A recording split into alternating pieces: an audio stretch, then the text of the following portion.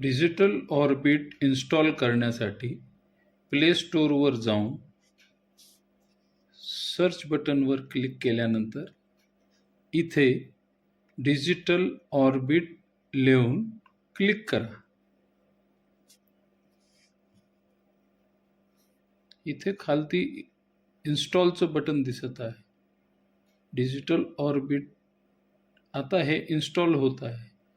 Range बरी असली तर 3 ते 5 सेकंदात ते इन्स्टॉल होतं. आता हे इन्स्टॉल झालं आहे. आता ह्याला ओपन करा.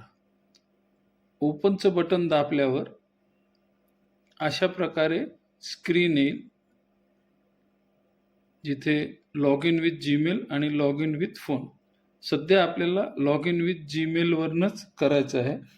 पुढे आपण फोनवरनं ऑप्शन देणार आहे. हे इथे लॉग इन विथ जीमेल केल्यावर आपल्या अवेलेबल फोनवरती अवेलेबल आयडींवरती जीमेल आय डीवरती क्लिक करा.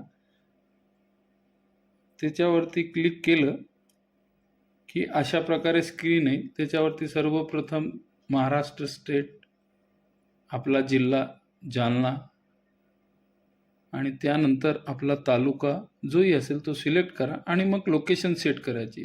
सेट लोकेशन करताना ह्याला ओके करणं, ओके बटनवर क्लिक करणं नका विसरू. त्यापुढे इथे टिक करून एग्री आणि कंटिन्यूवरती क्लिक करायचं. आता हे मोबाईल ॲप रजिस्टर झालं आपल्या मोबाईलवरती आणि ते ओपन होत आहे.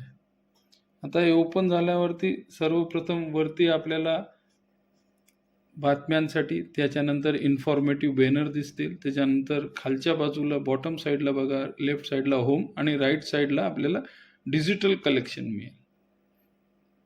डिजिटल कलेक्शनवरती क्लिक केल्यानंतर आपल्याला सर्वात खालती इथे भारत स्काउट अँड गाईडवरती क्लिक करायचं आहे. ह्याच्यावर क्लिक केल्यावर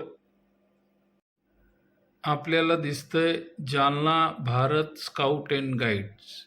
यामध्ये आपण आपल्या जिल्ह्यामध्ये होणाऱ्या स्काउट अँड गाईडच्या वेगवेगळ्या ॲक्टिव्हिटीला एकाच प्लॅटफॉर्मवरून सगळ्यांना उपलब्ध करून देत आहोत, जेणेकरून जिल्ह्याच्या कानाकोपऱ्यात सर्वांना एकाच ठिकाणी येऊन सगळ्या ॲक्टिव्हिटी बघता येईल. जसे की कब बुलबुल उत्सव पूर्व तयारी, या निवडणुकीत जालन्यात विक्रमी मतदान झाले, त्यात स्काउट अँड गाईडचा सक्रिय सहभाग, वेगवेगळे सेवा प्रकल्प ॲक्टिव्हिटी, पल्स पोलिओ अभियान, तिरंगा रॅली, तसेच स्काउट गाईड आणि कब बुलबुलचा संपूर्ण अभ्यासक्रम सुद्धा ह्याच्यावरनं आपल्याला बघता येईल.